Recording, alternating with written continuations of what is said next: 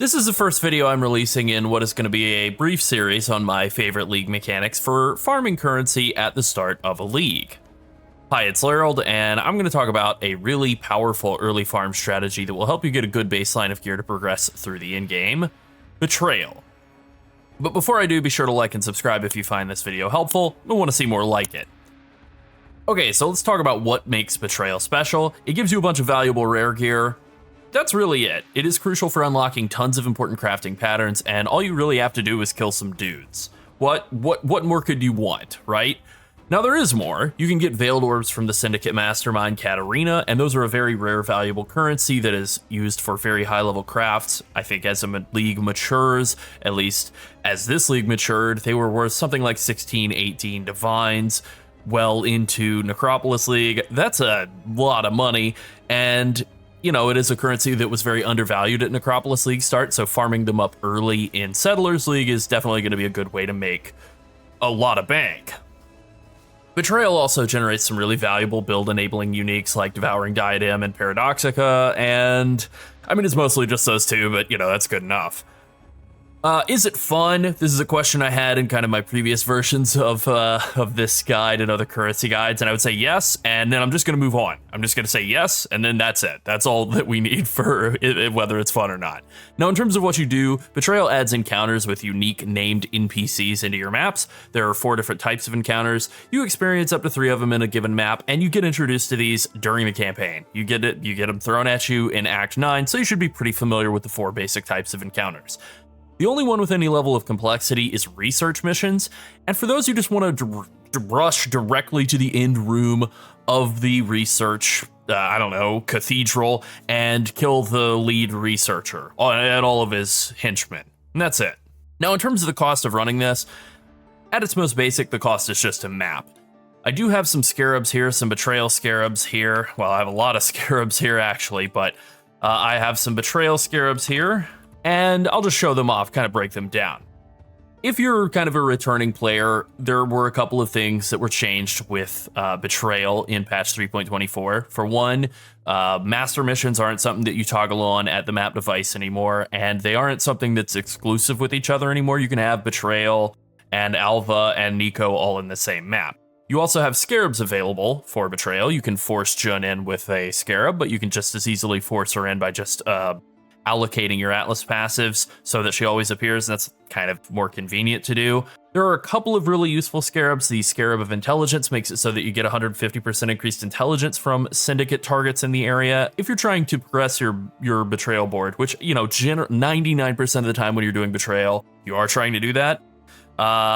This just makes it so that you get there basically 2.5 times faster. You know, you get more than double the amount of intelligence that you would normally get. That makes it so that you absolutely fly through setting up your Betrayal board and hunting down Catarina. This also has a multiplicative effect with Betrayal Scarab of Reinforcements, which gives you a 50% increased chance to have all of the members of the syndicate that you fight in each area accompanied by reinforcements. You get intelligence by fighting different dudes. Having reinforcements means that you get more dudes accompanying each other. And so these two have great synergy with each other, where you get substantially more. You're probably clearing at like triple the speed as you would without these scarabs. And then the final type of scarab, the Betrayal Scarab of Perpetuation, you don't want to know how many times it took me to say that name correctly, has actually been removed from the game in the coming league. I said a few words about it, and I realized, you know, I should probably check that in the patch notes, and yeah, that one's gone. It wasn't really great anyways, and now it's gone. Fine. So only actually 3 options available, and the 2 that you can use, the Intelligence and Reinforcement Scarabs, are pretty good. They're not mandatory, but they do speed things up quite a bit once you're able to afford them. And, you know, if you're going to pursue this as a strategy that you're really aiming for, I would recommend using both of them. Now, in terms of profitability, this isn't really a strategy that creates a lot of raw currency. It's not heist, it's not expedition. The main currency that it generates is lots of random scarabs, which is great. I mean, it's good to have, and then Veiled Orbs, which you get from Catarina. They're fairly rare, but they are extremely valuable when you get them. They are used for very high-level crafting projects. As I mentioned before, there are some pretty delicious uniques that are available from this league mechanic as well, and I'll just kind of show those off now. Yeah, ignore the other tabs in my browser here. So the main uniques I would say that you get from Catarina that are really of value are the Cinder Swallow Urn, which is a silver flask that you can unveil. These veiled flask modifiers can be crafted onto regular magic flasks, and some of them are really valuable. 3% life per second during the effect. That's insanely valuable, especially in conjunction with a Mage Blood. You can get 6% life per second from a random flask with Mage Blood. Damage taken, leached as life can be really good. Chance to avoid being stunned is obviously great for getting stun immunity on Pathfinder builds. So definitely there's some real value here. Devouring Diadem is another very powerful veiled unique that you get from Betrayal. It comes specifically from Catarina, and this is kind of a build enabling unique. Not mandatory for any builds that I can really think of, but like I love it for Toxic Rain Pathfinder. You know, it gives 25% reservation efficiency. It gives level of socketed gems, so you can get a +4 Enlighten's worth of reservation efficiency with only having a +3 Enlighten. Just a really, really amazing helm. It gives Eldritch Battery as well. I really love Devouring Diadem. One of these days they're gonna nerf it into obsolescence, but thankfully we're not there yet. And then finally, Paradoxica. This drops from Intervention Safe Houses, from Safe House leaders at zone level 78 plus. It's pretty uncommon. I've never actually seen one, and I've gotten like multiple headhunters. I got a mirror in Affliction League, and I've still never seen a Paradoxica drop. So this is probably the strongest melee weapon in the game since it does double damage. It makes it so that all attacks with that weapon deal double damage, and then it is double veiled, and you get some pretty good veiled mods out of the deal. This is usually a weapon that is used in a lot of, dual wielding or sword and board builds. And obviously I love it. Everybody loves it. The only way that I could see this becoming obsolete in any way is if this league mechanic makes it so that you're able to take this enchant and put it onto a different weapon type that is good, like an axe or something. Then maybe this could wind up not being so great. But otherwise, this is melee league. This is going to be an insanely valuable sword all league long. Now, in terms of selling stuff that you make with this currency farming strategy, selling veiled items is pretty valuable early on in a league. It's not too bad. Selling scarabs is always going to be easy and good, especially with the whatever they're not calling an auction house in the coming league, being able to sell scarabs through that alleged auction house or whatever trading mechanism is going to be real good. Really, I would say, though, Betrayal is more about building up your own character power through getting veiled items and just kind of, boosting yourself. All right, now I'll just quickly run through some Atlas passives here. This is sort of what my right-hand side of the tree looks like for doing a combination of Betrayal and Expedition, which again, yep, that is another topic that I'm going to talk about. That's a topic for another video, but I like to do Betrayal and Expedition together. Betrayal gives you a lot of gear. Expedition gives you a combination of gear and currency together. And so the notables that I'm going for are Obsessed with Vengeance, and that gives you a big chance of getting Jun. Then I like to take Bribery to get more items, and that's really all that is for, is just getting a ton more items, which is good when you're doing this as a strategy to give you more gear.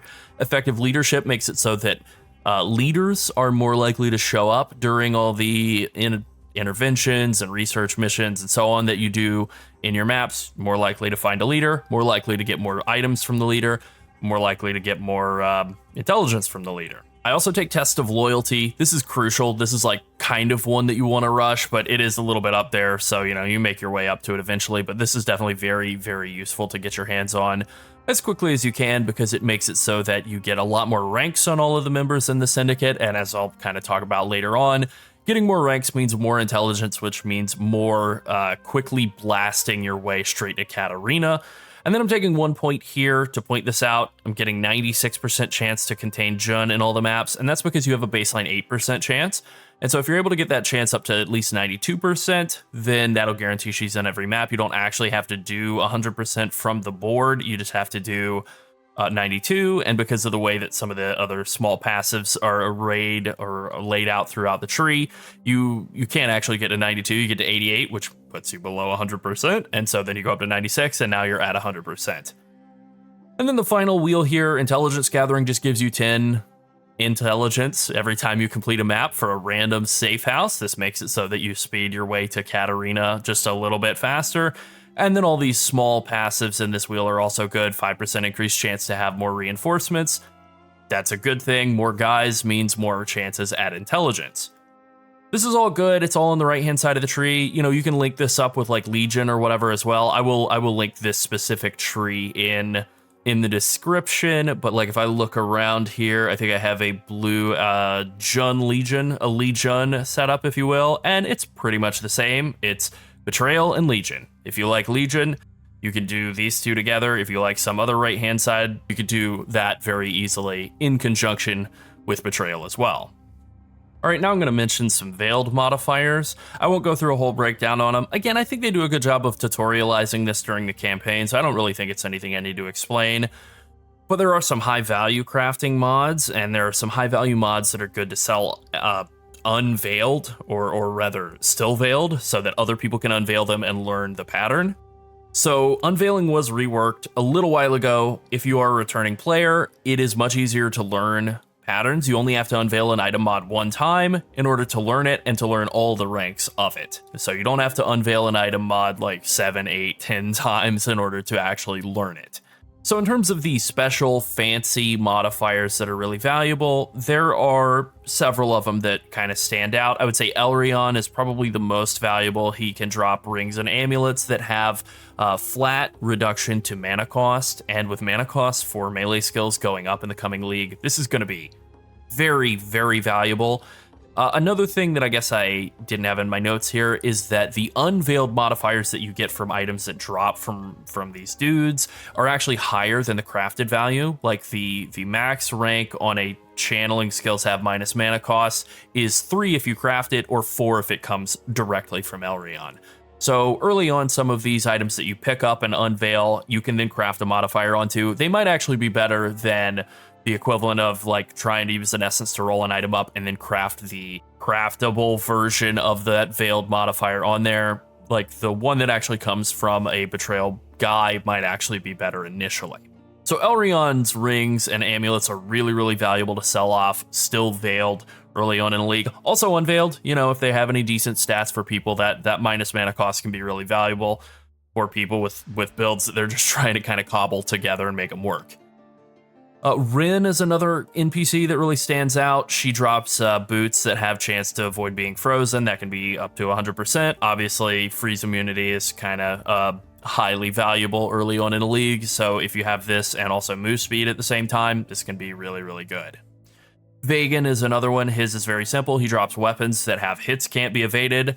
That's usually, you're not going to get a great weapon that you're also able to have hits can't be evaded, but a lot of people will want to finish a weapon craft with hits can't be evaded, so being able to sell off Vagan, this is a prefix, so Vagan Veiled prefix mods, that can definitely be valuable for people trying to get that modifier so they can then craft it onto a piece of gear. I remember several leagues ago trying to do a crafting project, going to do the final step of crafting hits can't be evaded on it, and I guess I just never had gotten a Vagan weapon and having to go buy one from somebody for like a divine or two because they were just like no one was responding. Classic PoE trade situation.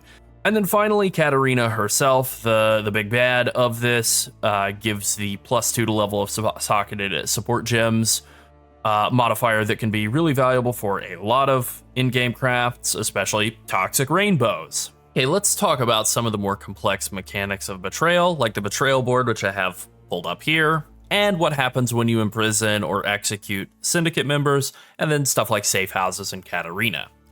Connections on the Betrayal board cause Betrayal NPCs to join in on encounters. I don't really have any red or green ones attached right now, but red and green lines, pieces of string will be attached to indicate that enemies or NPCs in Betrayal are either like allies or enemies, and those red and green links are pretty much the same. It just means that they will join in when one of them, like, okay, Yanis, I get intervened on, Yanis comes to fight with me. If he and Aisling are connected, then Aisling, even though she's not part of the intervention team, she'll join in and try to help kill me. That's pretty much all there is really to those links, but that means that we can then get intelligence from both Aisling and Yanis, so it's actually, or Janice or whatever, who cares? It's really valuable to have those links crossing all over the board. Basically, you get more value and you get more dudes trying to kill you. It's classic PoE risk reward design. Now I'm going to run a map and just kind of show off how I handle dealing with these NPCs. I think having the visual aid is probably pretty good. I'm obviously doing this on a very juicy character. I don't care if the map is rolled or not. That doesn't really affect how the NPCs are going to behave for this kind of, visual aid here. So I'm just going to kind of look around. Perfect. We found exactly what we're looking for right off the bat. An escort mission, that's fine. Now, normally, because I had a hideout queued up, I would go ahead and do that straight away, but I'm saving it, not really to save it, just kind of wanted to jump into a map immediately and be able to talk about it. So, unfortunately, I just got a one guy option here, so this is kind of a bad example here. I really have two options. I can just kick him out of the syndicate, or I can imprison him and get some intelligence. That's fine. I'll imprison him and get some intelligence. Pretty straightforward. Hopefully the second example will be better, or else I'll need to run another map in a second now. Okay, we got ourselves a research encounter. I'm gonna go in, just rush right to the end of the little research area here, try and kill whoever the boss and any of his flunkies. Ashling, see if we can get some assistance. Excellent. Okay, we got a bunch of reinforcements. That's perfect. So we got three sets of dudes here. We got Varichi, Haku, and Ashling all here together. This is excellent. This is exactly what we're looking for. So all of the Betrayal NPCs are obviously still technically alive. So when you interact with them, you have three options. You can interrogate, release, or execute. So releasing doesn't do anything. It doesn't give you any reward. It just lets them go free. It doesn't mess with your betrayal board or anything. It's rare that you want to actually do this, but there are occasionally times where all of the options are bad, and so you would just want to release. Imprisoning a NPC is always going to be available. It's always going to be on the left side. It always has the same result. It puts them in prison, and then it gives you intelligence for the job that they're assigned to based on the level that they're at. They're unable to spawn for the next 3 encounters, and they grant you information for the job that they're assigned to for every single turn that occurs while they're in prison. A turn is when you go do one of these events. So not like a whole map, like I just did a research encounter, that would count as a turn. You can only have 3 dudes in prison at a time, so generally speaking, you want to try to reserve those prison cells for higher rank dudes, since they give a lot more value and, kind of a limited number of people to have shoved in here. If you try to shove somebody in, like if I had the chance to shove, I do have the chance to shove all these guys in. If I tried to shove all 3 of the guys from this little event here into the prison, it would knock out Riker and Jorgen. I would lose out on the 7 research int from Jorgen and the 17 times 2, so 34 from Riker. So we don't want to do that. Now you have something else as your other option here. There's always going to be a something else in addition to imprisoning, and that is going to change based on how many guys you have left. And so let's kind of break down the possibilities that could be the something else, because that's where this mechanic gets complicated. So if you have more than 2 guys available, the something else is going to be execute, and execute adds another rank to whoever it is that you're killing. Now, because we have, I can't remember the name of it, this right here, test of loyalty, when we execute, instead of giving 1 rank, it gives 2. Execute can still show up when you only have 2 members left. That is possible, but it's guaranteed to show up when you have more than 2. Getting NPCs to high levels is good because that makes them generate way more intelligence, and getting intelligence is the name of the game. So in this case, we have 3 people. We have 2 guys that are both at level 2 and 1 guy who's at level 1, and we could execute all 3 of them. So we want to execute Varichi. That's perfect. That'll get him to rank 3. It won't waste any levels. So boom. Varichi, you're dead, idiot. Now our second option that can occur is to betray. So this will only happen when there are 2 NPCs available. So right now the betray can kind of come with a lot of options. It's not always good. It can do things like granting intelligence just straight away instead of making them go into prison for a while to do it. It can make the NPC steal job levels. It can, like, if you have the lower ranked guy, the subordinate and the supervisor, you can make them steal the supervisor's job. And there's lots of different things that can make them be irritated at each other, and it will cause a red link to form between them. Unfortunately, this kicks Haku out of the Immortal Syndicate entirely. That's the betray reward that we got. which has two effects. One, it would make it so that Haku won't even give us a reward. He'll be gone. He'll split. He'll go do whatever it is he does. And then also, because he's gone, he's kicked off the board and we shuffle in a different NPC who will be a question mark. We won't know who they are. It means we won't get a red line between Haku and Aisling. So this is actually usually the worst betray option. Not always the worst, but I usually don't like to kick people out.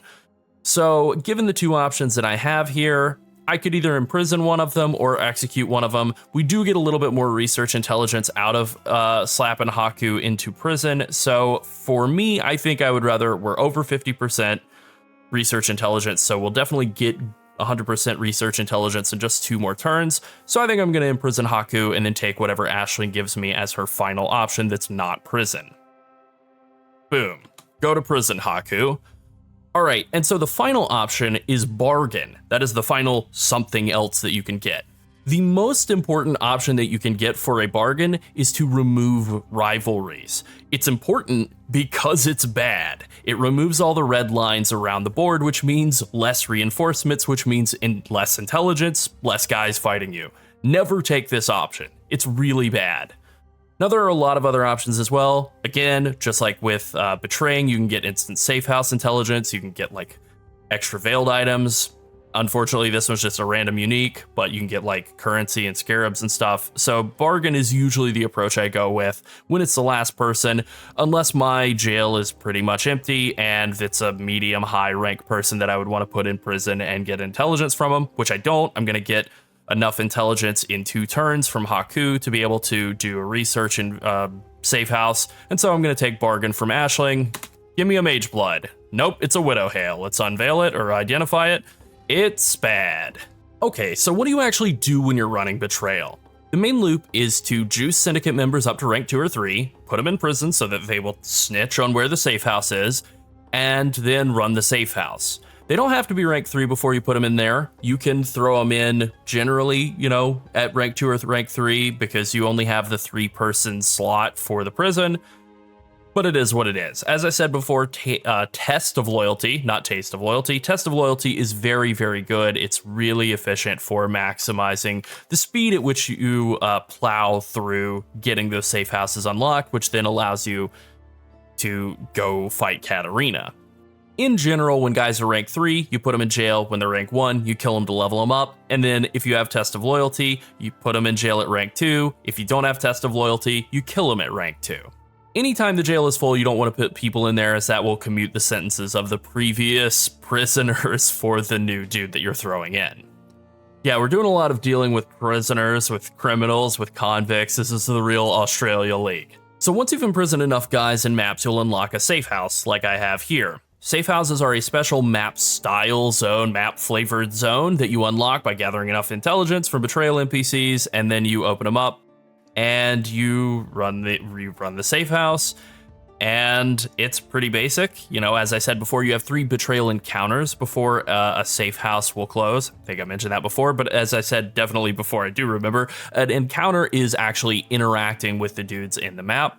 So yeah, you basically have 1 map or maybe 2 before the safe house will be hidden again. It'll go back down to 90%, not all the way back down to 0, but you will have to actually engage with that job again to open it back up. This means if you have a safe house ready, you should just normally run it. I didn't because I'm working on this video and I knew it wouldn't be closed off. In worst case scenario, I reopen it and that's fine. Editing. If you find Jun in a map, like let's say you forget, you have a safe house ready, you just forget, you run another map, and Jun selects that job to be one of the encounters in the map, like happened earlier in this video, then it just won't be available. You'll only get 2 encounters in your map. So, you never really want to let them sit unused. Okay, let's go ahead and jump into this safe house now, run it, kind of talk about it a bit. As I'm running through here, I will say that safe houses, they're not fancy. They just have a bunch of guys in them. They're kind of like breaches, but like less slow. They do give 100% increased XP gain, so not a huge deal, but it is kind of neat. Anyway, run. And there we go. That's a safe house. And now you get to the end here and you have some guys to fight. You have the leader of the team, and then you have all the team members, all the bus boys, the baristas. They're ready to be killed off. And then there you go. You kill all the dudes, then you interrogate the team leader, and you throw him in prison. You get some intelligence from him on the mastermind. Now, based on what rank he is, he will give you increased intelligence, more at rank 3 than at rank 2, and more at rank 2 than rank 1. And then you have some rooms you can go open up, get some delicious scarabs and uniques and div cards, and just kind of random crap. That is what I would say that this league mechanic really generates, is random junk. Might be good, might be bad, it's random. Once you complete a safe house, that will then kind of throw all the guys who are associated with that job just sort of randomly back into the team, and you kind of have to then run more missions or run more maps that have Betrayal in them to then reallocate those guys around to different professions. In the past, people would try to go kind of nuts and optimize their Betrayal boards to be perfect and have all these insane links all over the place and line up the exact right reward from each guy for each job and so on. Since patch 3.24, that's mostly irrelevant. You really just want to straight boss rush Catarina. That's really the job, is boss rushing Catarina. Everything else is kind of irrelevant. So now let's talk about the only thing that really matters in Betrayal, Catarina. She is one of the best boss fights in the game, in my opinion. I think a lot of that is really just the amazing music and voice lines. I don't really know that she's actually that great. The mechanics are what they are. I like the tier 17 version of her. I actually thought it was pretty good, but you're allowed to disagree with me. I'll give you carte blanche to say I'm wrong on that one. When you kill Catarina, she drops rewards like any in-game boss does, and you get a full set of safe house rewards from all of the members of the syndicate based on their job and based on their rank. Now, all of those rewards will be increased by 1 rank, including if they're at rank 3, it will give the rank 4 version of them, which are special. Usually it just means more scarabs. That's pretty much like all that you really get out of all of the rank 3 and rank 4 rewards. Once you've got a Catarina like up and juicy and ready to rock, is you're just gonna get slapped in the face with a fistful of scarabs every time you open up one of those in-game chests in those rooms.